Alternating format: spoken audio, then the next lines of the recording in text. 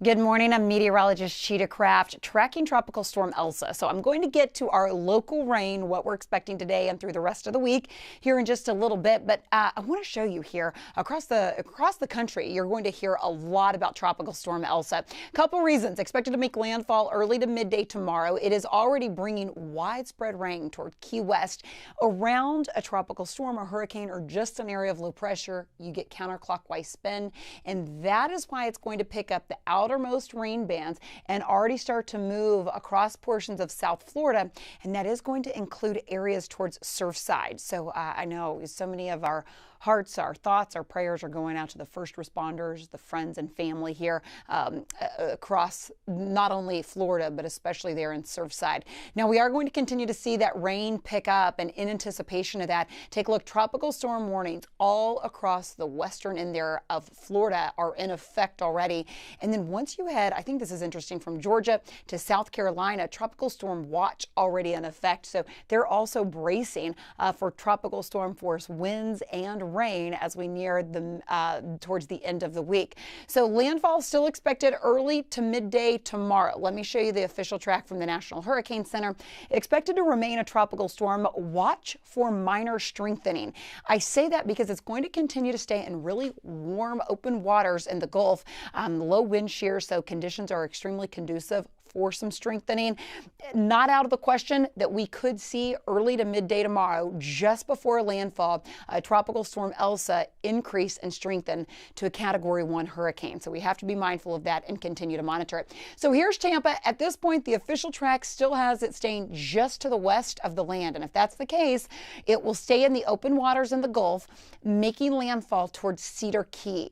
After it makes landfall right along the coast here, early to midday, again, this is Wednesday morning, 7 a.m. So again, sometime between 7 and lunchtime, makes landfall, then races towards Gainesville, Jacksonville, right through Georgia and into South Carolina, potentially moving back into the Atlantic by Thursday night or Friday morning.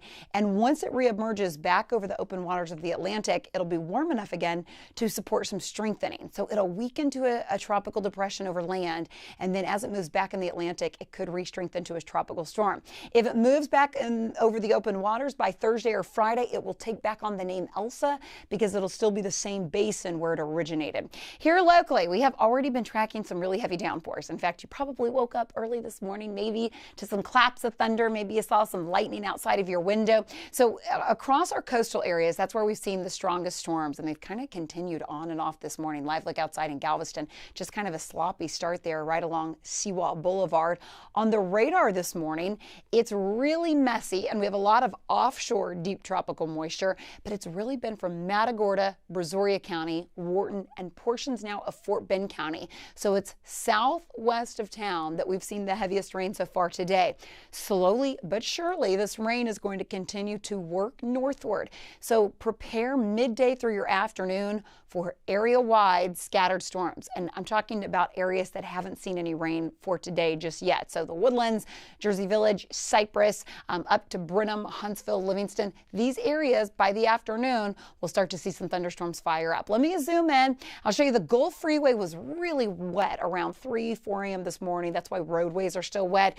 We are seeing some light scattered showers across the Gulf Freeway, but most of this is from the Bolivar Peninsula, from Chambers County, and now it's starting to spill into areas like Baytown, even closing in on the eastern side of the Loop and the Beltway. So Galena Park really getting hit really hard with some heavy rain.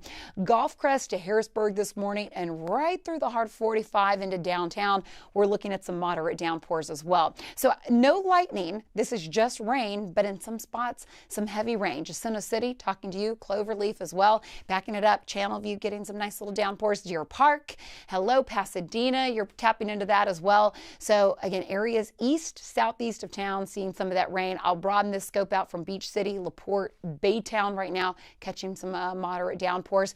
We did have some lightning involved. You can see some of the strikes. That hasn't been a huge issue this morning. It's mainly just the rain. As I broaden the view out, look at all the moisture though in the Gulf. So because of how the upper levels are set up right now, the dynamics are going to bring most of this moisture in from the Gulf and kind of spread it across the area. If we see any high water spots, I think that focus will be from Matagorda into Brazoria County.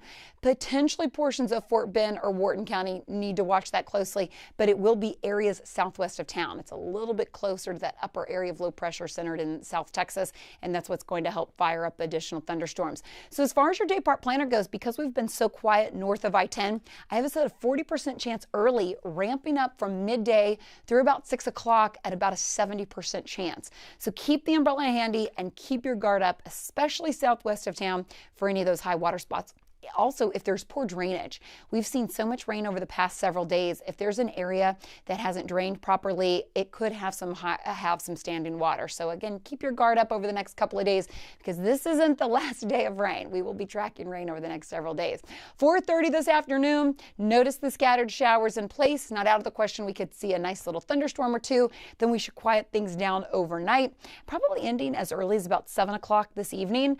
And then we'll stay pretty quiet to our overnight hours tomorrow morning. This is lunchtime Wednesday, and notice we're still tracking additional thunderstorms. Not as widespread as kind of what I'm expecting for today, but there's still rain in the forecast. Getting into your Thursday morning forecast, we keep it dry overnight, and then most of that rain wants to fire up yet again midday through your afternoon. Kind of push repeat with these soggy conditions through the weekend. So how much rain are we anticipating? Well, I'll get you through this evening. I think areas southwest of town, anywhere from 1 to even potentially 2 inches of rain possible. Area wide, more like a ½ an inch of rain.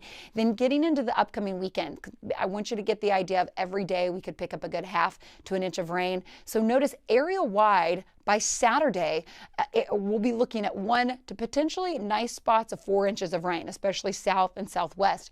The further southwest you go, we're looking at area-wide totals around 3 to 6 inches. There could even be an isolated spot that picks up more than that by Saturday, and those would be the spots that would have the best chance to see any high water. It won't be an area-wide problem. Right now, we don't have any watches or warnings in place. We do have one aerial flood advisory towards Brazoria and Matagorda County, but that is it. Now, allergy index, this shouldn't surprise you. So everything is low. Your tree, your grass, your ragweed, all low, with the exception of our mold spores, and that is because of all the rain that we have been tracking. That can really be a nuisance. So if you've felt it, it can just because of the mold spore count and just how high the humidity is and the moisture content that's out there. 87 today, temperatures stay about the same. We should be about 93, creeping into 94 degrees for this time of the year, so we're well below average. Thanks to the rain, it's helping to keep our temperatures down, but we're also going to be tracking, again, more widespread areas of rain, about a 70% chance midday through your afternoon hours, kind of pushing repeat for the end of the week as well. Notice over the next 7 days, I'll even stretch that out even over the next 10 days, we do not have a dry day in this forecast. So a lot of you, I know, streaming this right now. I'll show you a broad view of the radar once again, just to give you some perspective here. All this moisture is streaming in from the Gulf. So even this morning from Matagorda to Brazoria County, we saw some big time thunderstorms. They tried to make their way all the way in town, pretty unsuccessful. Kind of the atmosphere ate most of those thunderstorms away. So we've stayed fairly quiet north of I-10. Now on 290, we're starting to see some of these showers kind of fill in there. I think that's what's going to continue to happen midday through your afternoon. So I would keep your guard up for if you have any meetings out and about. If the kids are going back to camp today, it's probably going to be a sloppy start. You may get lucky, especially areas north of I-10 through about midday, but notice how soaked and saturated we are and how it's really filling in south of I-10. Best chance, again, of those high water spots will be southwest. All this moisture riding around an upper area of low pressure, and this will kind of be the moisture feed right here. So daily downpours, they continue. That's kind of been the headline over the past couple weeks, and we'll push repeat for this week as well. If we start to hear about any high water spots, we'll put those out on Facebook, Twitter, and also khou.com is a great source as well. If we get any updates from Tropical Storm Elsa, of course, we'll let you know as well. All right, good luck out there. Keep the umbrella handy.